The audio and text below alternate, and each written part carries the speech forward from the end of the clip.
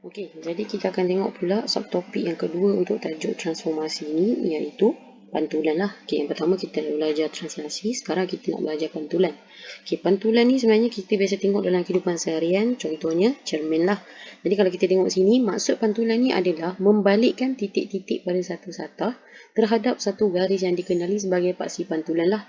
Okey, sifat pantulan kita adalah objek dan imej akan berada pada sebelah bertentangan. Okay, jadi objek dan imej berada pada sebelah yang bertentangan dengan paksi pantulan lah. Maksudnya, kalau kita ada objek, contohnya kalau kita ada objek kat sini, ini objek, ada paksi, kita paksi pantulan.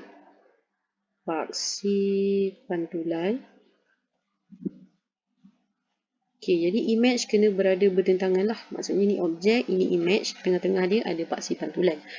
Okay, lepas tu dikata objek dan imejnya mempunyai jarak serenjang yang sama dari paksi pantulan. Serenjang ni sebenarnya maksud dia bersudut 90 darjah lah. Maksudnya dia bersudut tegak. Jarak daripada imej dan objek dengan paksi pantulan. Okay, maksud kat sini adalah jarak dari imej pergi paksi sama dengan jarak dari paksi pergi imej lah. Dan jika dia mesti bersudut 90 darjah.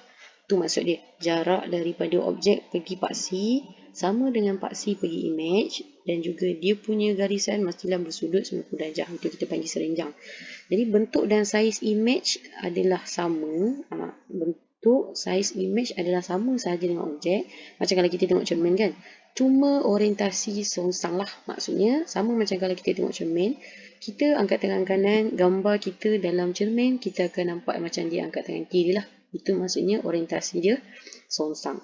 Okay, jadi semua titik pada paksi pantulan tidak berubah pada kedudukan mereka. Itu kita tengok nanti apa maksud dia.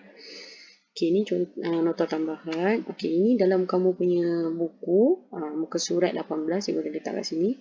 Okay, sama. Maksud dia masih sama. Pantulan ni proses memantul objek pada paksi pantulan.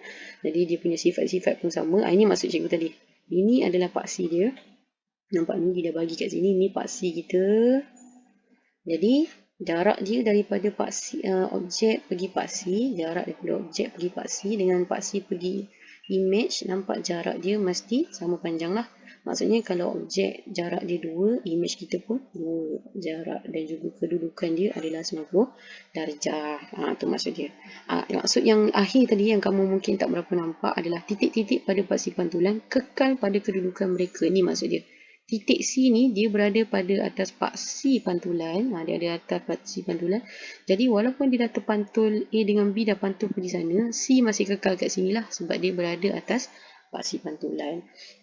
Okay, jadi kalau kamu tengok contoh 2 dia bagi kat bawah tu, dia tanya antara rajah A, B, C, D, yang manakah imej bagi rajah S? Imej bagi rajah S maksudnya S kita adalah objek lah.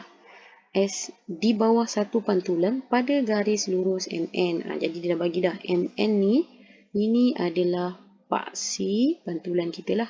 Paksi pantulan. Jadi ini paksi pantulan kita. Jadi ditanya antara A, B, C, D yang manakah image. Jadi ingat, first kali ciri-ciri image tadi, objek dan juga image mestilah berada pada bertentangan lah, sebelah bertentangan. Dia tak boleh berada side yang sama dengan paksi pantulan. Jadi S ni objek kat sini, maksudnya A dengan B dah confirm salah lah sebab dia berada pada side yang sama dengan objek.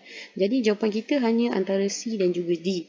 Okay, jadi kita tengok pula lepas tu dia kata kita punya jarak imej dengan objek pada paksi pantulan mestilah serenjang tadi. Apa maksud dia? 90 darjah. Jadi kita akan tarik titik ini pergi pada paksi pantulan pada kedudukan 90 darjah lah. Jadi tarik garis lurus. Jadi kita akan tarik garis lurus. Ingat, jarak dari objek pergi paksi. Ni ada satu kotak kan? Ni jarak dia. Mesti sama dengan jarak dari paksi pergi imej lah. Ini jarak dia.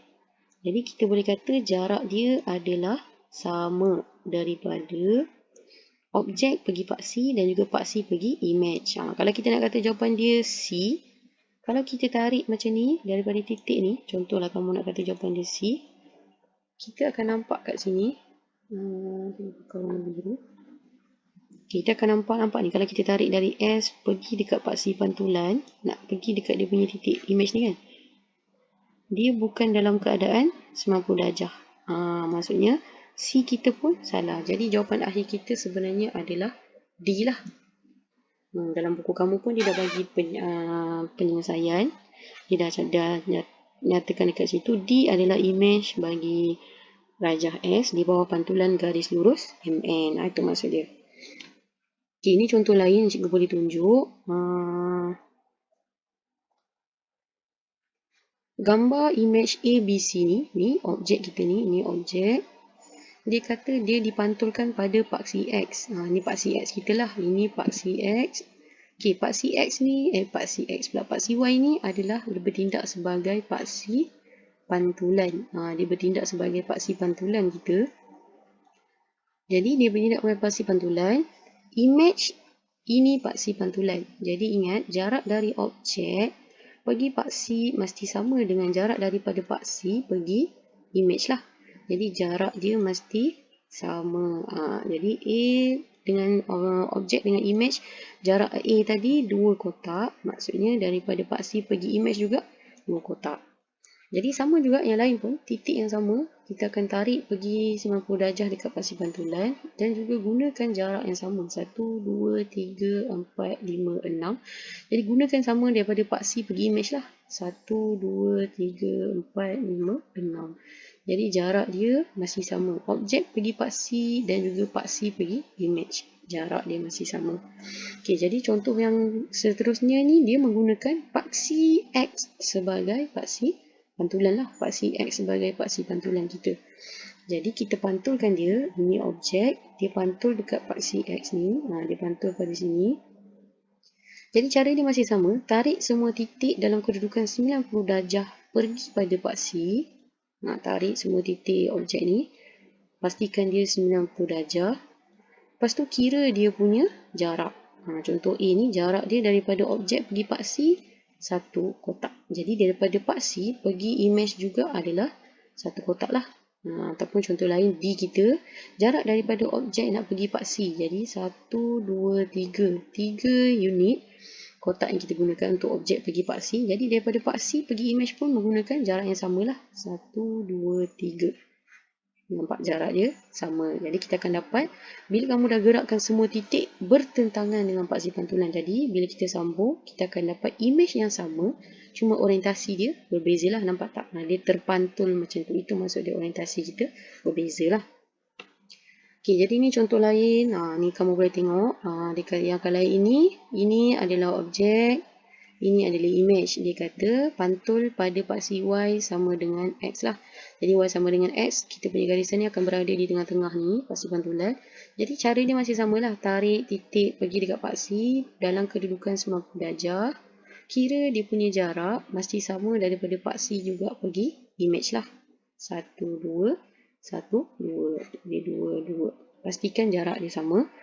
Okay, contoh yang seterusnya pun sama. Cuma ini dia dah state paksi pantulan kita adalah X sama dengan 6 lah. Jadi cari dekat skala kita 6.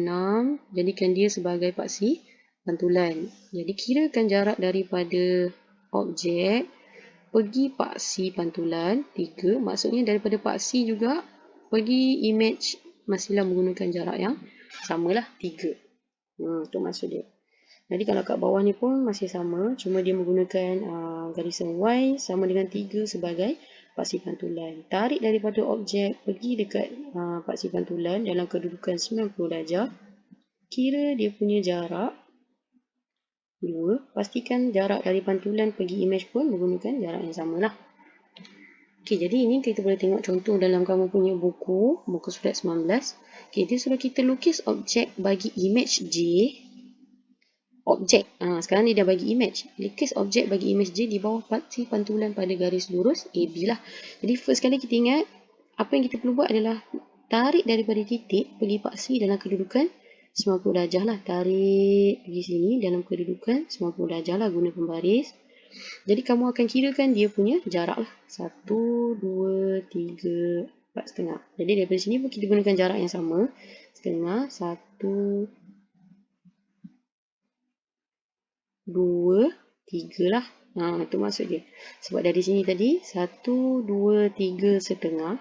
Setengah 1, 2, 3. Jadi ini sebenarnya adalah kita punya objek J. Ingat, pastikan jarak kita dari image pergi dekat paksi pantulan, jarak dia adalah samalah. Jarak dia kena sama. Okey, jadi untuk contoh seterusnya, lukis objek bagi image J di bawah satu pantulan pada paksi Y. Okey, sekarang dia suruh kita tukar lukis objek bagi image J. Okey, sekarang dia dah bagi image J, dia suruh kita lukis image, lukis objek pada pantulan dia, paksi pantulan dia pada paksi Y. Maksudnya kita boleh cakap kat sini, Y ni adalah paksi pantulan kita lah. Paksi pantulan. Jadi tarik semua titik pergi dekat kita punya paksi Y. Titik yang pertama, tarik pergi sini. Tarik dia dalam kedudukan 90 darjah. Kira dia punya jarak 1, 2. Jadi gunakan jarak yang sama untuk daripada paksi pantulan. Ingat ni paksi pantulan kita.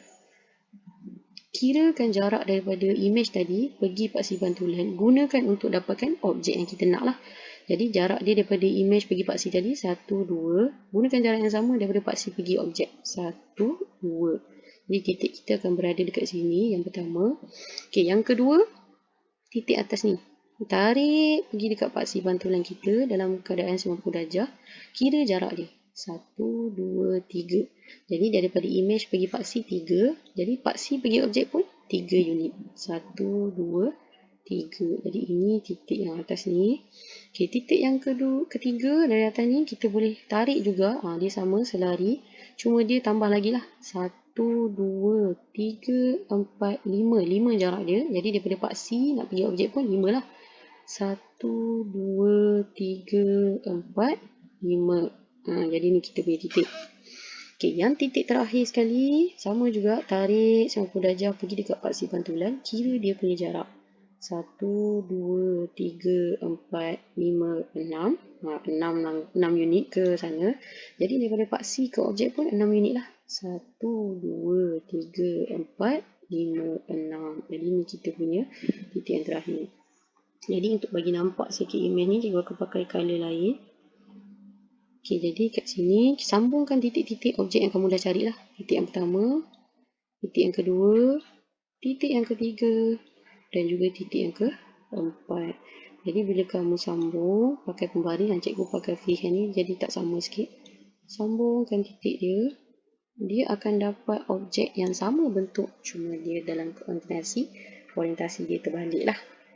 Okay, jadi sebenarnya ini adalah objek bagi J. Paksi pantulan dia kan bagi kat situ paksi